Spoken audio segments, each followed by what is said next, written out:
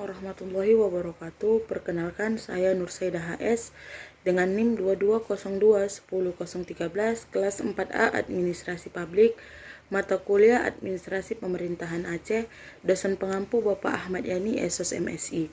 Di sini saya menjelaskan tentang dasar hukum pelaksanaan otonomi khusus.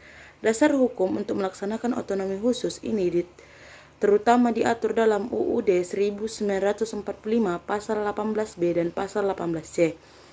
Pasal 18B menyatakan bahwa provinsi-provinsi dengan karakteristik khusus dapat diberikan wewenang otonom yang lebih besar sesuai dengan aspirasi masyarakat setempat, sedangkan pasal 18C mengatur bahwa kewenangan khusus tersebut diatur lebih lanjut dengan undang-undang. Dasar hukum pelaksanaan otonomi khusus Provinsi Yogyakarta.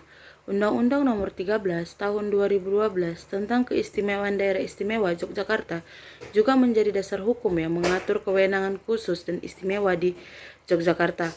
Memiliki kewenangan dalam mengatur urusan pemerintahan, keuangan, dan pembangunan di wilayahnya. Yogyakarta juga mempertahankan adat istiadat kesultanan yang mempengaruhi struktur pemerintahan dan budaya di daerah ini.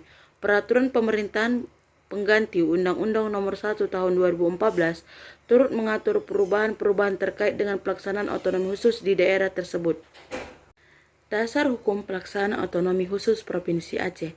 Pelaksanaan otonomi khusus di Provinsi Aceh didasarkan pada Undang-Undang Nomor 11 Tahun 2006 tentang pemerintahan Aceh yang memberikan kewenangan otonom dalam berbagai aspek seperti pemerintahan, keuangan, dan pengelolaan sumber daya alam.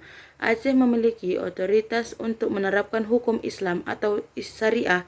Ini merupakan keistimewaan yang tidak dimiliki oleh provinsi lain di Indonesia.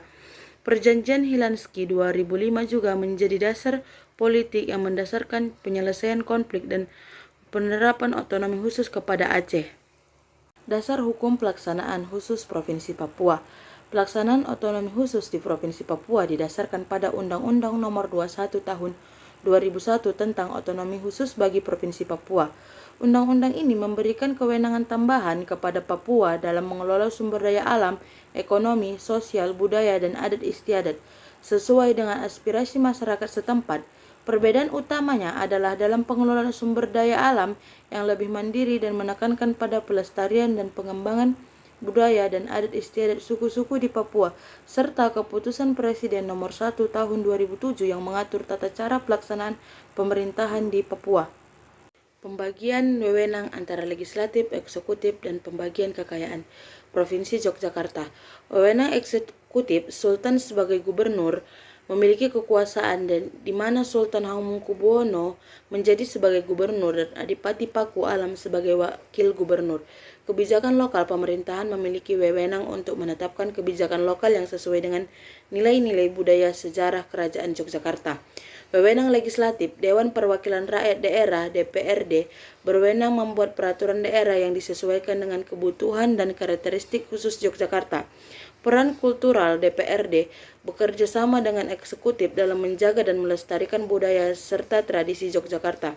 Pembagian kekayaan, dana keistimewaan Yogyakarta menerima dana keistimewaan dari pemerintahan pusat yang digunakan untuk melestarikan kebudayaan tradisi serta membangun infrastruktur dan kesejahteraan masyarakat. 2. Pengelolaan sumber daya.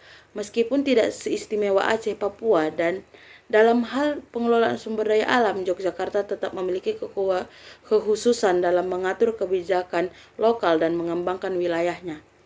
Pembagian wewenang antara legislatif, eksekutif, dan pembagian kekayaan Provinsi Aceh. Wewenang eksekutif, gubernur dan bupati wali kota memiliki wewenang yang lebih besar dalam pengelolaan sumber daya alam dan membuat kebijakan lokal. Pelaksanaan syariat Islam, Aceh memiliki wewenang untuk menerapkan syariat Islam dalam kehidupan sosial dan hukumnya tidak diterapkan di daerah lain di Indonesia. Wewenang legislatif, Dewan Perwakilan Rakyat Aceh atau DPRA berperan penting dalam membuat undang-undang daerah. Dewan Perwakilan Rakyat Kabupaten Kota (DPRK) berwenang membuat kebijakan lokal yang sesuai dengan kebutuhan dan karakteristik masing-masing daerah di Aceh. Bagian kekayaan, dana otonomi khusus Aceh menerima alokasi dana otonomi khusus dari pemerintahan pusat untuk membangun infrastruktur dan kesejahteraan masyarakat. Pengelolaan sumber daya alam, Aceh memiliki hak untuk mengelola sebagai besar hasil sumber daya alam sendiri.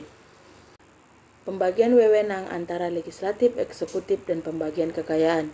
Provinsi Papua. Wewenang eksekutif, gubernur dan bupati, wali kota memiliki wewenang yang lebih luas dalam hal pengelolaan sumber daya alam dan kebijakan pembangunan yang disesuaikan dengan kondisi sosial dan budaya setempat. Otonomi khusus Papua diberikan kebebasan yang lebih besar dalam mengatur pemerintahan dan pembangunan termasuk dalam hal pendidikan dan kesehatan. Wewenang legislatif, Majelis Rakyat Papua atau MRP memiliki peran dalam menjaga dan melindungi hak-hak adat dan budaya Papua. 2. Dewan Perwakilan Rakyat Papua atau DPRP berwenang membuat peraturan daerah yang disesuaikan dengan kebutuhan lokal dan kebijakan nasional. Pembagian kekayaan, dana otonomi khusus Papua menerima dan otonomi khusus yang digunakan untuk membangun infrastruktur pendidikan, kesehatan, dan peningkatan kesejahteraan masyarakat. 2. Pengelolaan sumber daya alam. Papua memiliki hak untuk mengelola sumber daya alam dengan sebagai hasil yang lebih besar. Pendapat saya tentang otonomi khusus. Tentang otonomi khusus Aceh, Papua, dan Yogyakarta, saya melihat sebagai langkah penting dalam memperkuat kedaulatan lokal sambil tetap terjalin dalam kesatuan nasional Indonesia.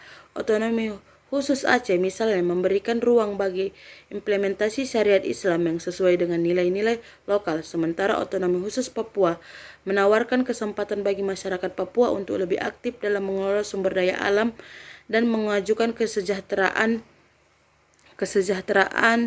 mereka. Sedangkan Yogyakarta dengan status istimewa menunjukkan komitmen pemerintahan terhadap pelestarian budaya dan tradisi lokal dalam konteks modernisasi. Ini semua mencerminkan semangat instruksi dan harmoni antara keberagaman daerah dengan kesatuan bangsa. Sekian dari video saya. Kalau ada yang salah saya mohon maaf. Saya akhiri. Wabillahi taufiq wal hidayah. Wassalamualaikum warahmatullahi wabarakatuh.